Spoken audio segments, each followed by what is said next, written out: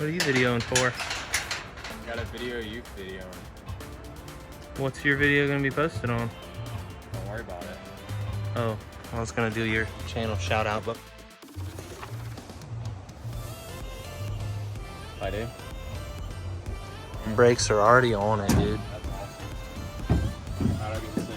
It's beautiful. All right, y'all, the rear end showed up. It's got a budget brake kit. Looks like metric G-body calipers on it. It's a Moser 9-inch direct fit for the 81 Camaro with 4-wheel disc brake option. And it came with a Willwood proportioning valve. Pretty nice. And everything looks so nice. It's pretty cool that it already came assembled too. They sent all their empty boxes. Oh, okay. Yeah, it's like they used them as a packaging. Wow, dude, it's really awesome that they assembled it for us. Wow, dude, I'm so excited. So this rear end is 373 gear. Like I said, it's direct fit for the car. Came in a raw finish. They didn't even really ask if we wanted it painted or powder coated or anything, but we can handle that. So anyways, we're gonna get it unloaded. All right, we're out here. It's raining outside, and our plan for today is to swap out these stock cut springs that has the car sitting way too low for the new springs that finally came in. Just a quick mock-up on the fenders we did last week after we got the subframe back in. I'll show a little bit more of that once we get the thing sitting at ride height. This past weekend, I worked in the trunk with a friend of mine, and we got it all fit.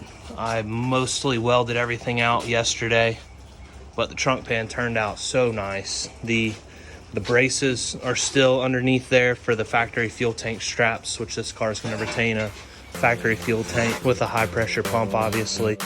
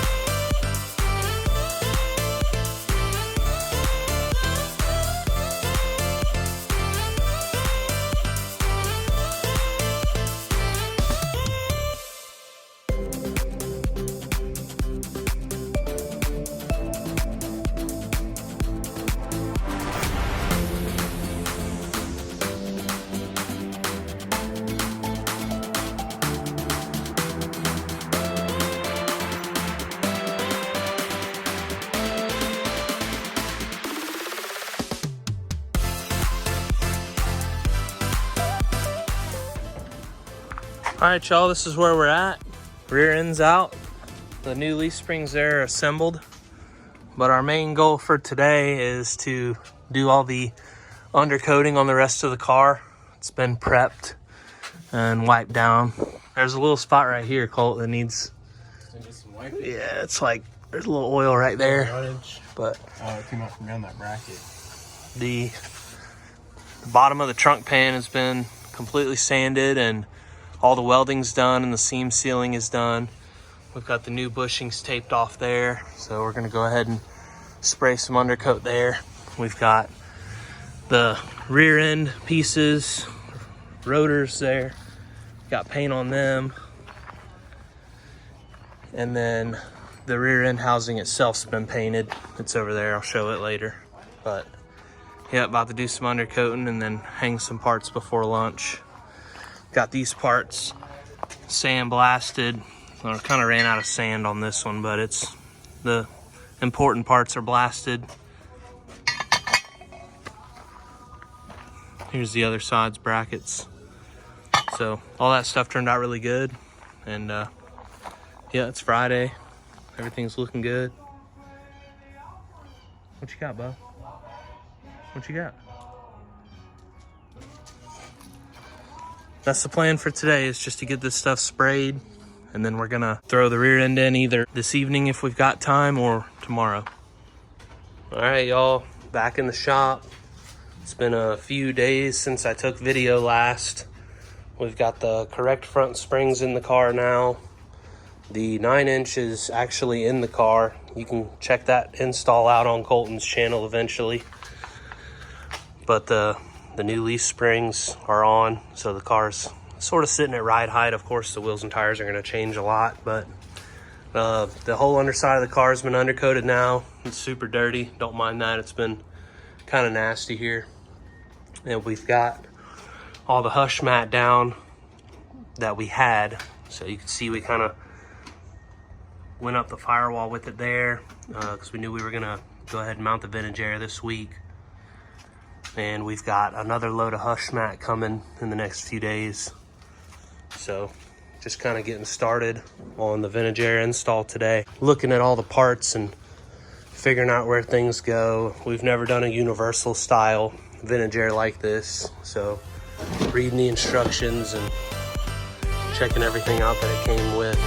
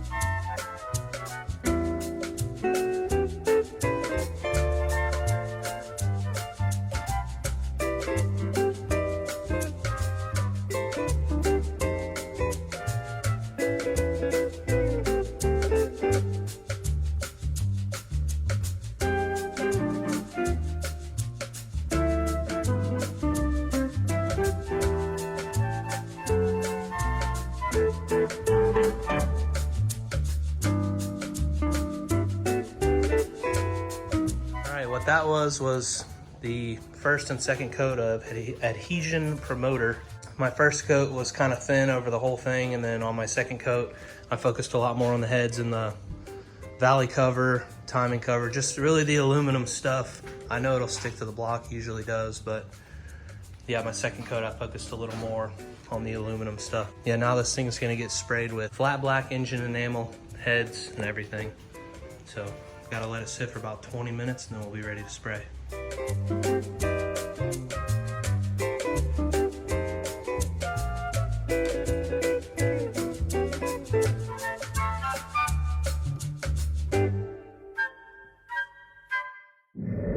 All right, y'all, seen the motor paint go down. Turned out pretty good. There's a couple of spots when you look up close that got a little funny. It's kind of humid out, but I think we'll be able to do a little bit of touch up on it with another coat. But all in all, it turned out pretty good. So we'll see how it looks tomorrow. But yeah, it went pretty good. The adhesion promoter did what it was supposed to do. I did a little finger test on it. It was sticky before we sprayed. Pretty happy with that. Check these out. These are the valve covers for the car. They are powder coated the same exact color as the UMI front suspension components. And I got the ICT billet. Coil mounts powder coated flat black too, so they look pretty good. All right guys, next day out here looking at the engine we sprayed last night. Turned out really nicely. Thought the weather might get it, make it a little hazy, but it ended up being perfect, so pretty stoked about that. We're gonna go ahead and get this lifter valley cover off. I've got new gaskets for the knock sensor deals, and I've got a new cover gasket. We're actually gonna put this back on after the engine goes into the car. I've got my lift plate here that I'm gonna go ahead and bolt back up. Oh, look at that intake. Nice. So anyways, we're gonna mate the engine and transmission together today. The next thing on the agenda is to get this torque converter from Summit Racing out of the box and take a look at it. All right, guys, we got the converter unboxed. Nothing special or crazy here. Just kind of more of really a budget series converter for this 4L80. It's a Transmission Specialties lockup torque converter, part number 10090LS. It's a 29 to 3300 stall, a balanced converter with a billet cover and piston specifically for the 4L80 and LS engine. Pretty nice piece. It's got the billet snout there, pretty cool. It also came with the bolts, so that's nice. It was around $1,100 for the converter. Didn't get any stickers for that amount of money spent from Summit, but it's all good. Yeah, I just wanted to show that. We're gonna go ahead and mate them up and see what we got. I'm editing this video and can clearly see that it's jumping all over the place. There's been a lot that's happened in a short amount of time. I just kind of wanted to go over what we've done to the car. Now, obviously the 9 inches in, the doors you saw we chemical stripped, sanded those to metal. My buddy's coming over to do body work on those. We're gonna get them sprayed with a single stage gloss black. They're just gonna get wrapped over so they don't have to be perfect. The new windshield has been installed, and the factory original to this car rear glass has been installed. It obviously needs to be washed. The front frame needs to be washed. The footage I took last night was actually the footage you guys saw of the engine getting painted. So the next plan of attack, and where I'll probably end up ending this video, is I'm just gonna give the frame a good hand wash.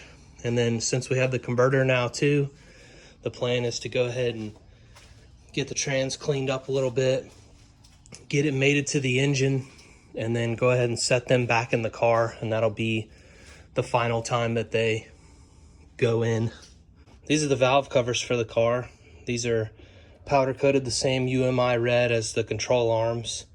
Then the ICT brackets are painted, or excuse me, the ICT coil mounts are also powder coated with flat black, so that turned out really good. I've really been wanting to do an all black engine for a while, so when I talked to Lee about it and he was game, I got pretty stoked. So it actually does look really freaking good. So anyways, kind of excited to get the motor and trans back in the car for good. Then we can start running the wiring. But last thing really as far as the doors goes is we're gonna fit the front clip back on the car. And then when Dusty comes over here, we're gonna get the gap from, these are original doors, obviously off a different car. We'll get this fender gap right all the way down on both sides. And then we'll be able to basically blow the doors off of it so he can start working on those. Kind of that's the plan of attack on that. So really then the front clip will be fit, the core support will be fit, and all that'll be on permanently. Washing everything, washing the frame, washing the firewall, probably just gonna wash the rest of the car, get it cleaned up, and then yeah, the motor and transmission are going in the car, what should be permanently this time.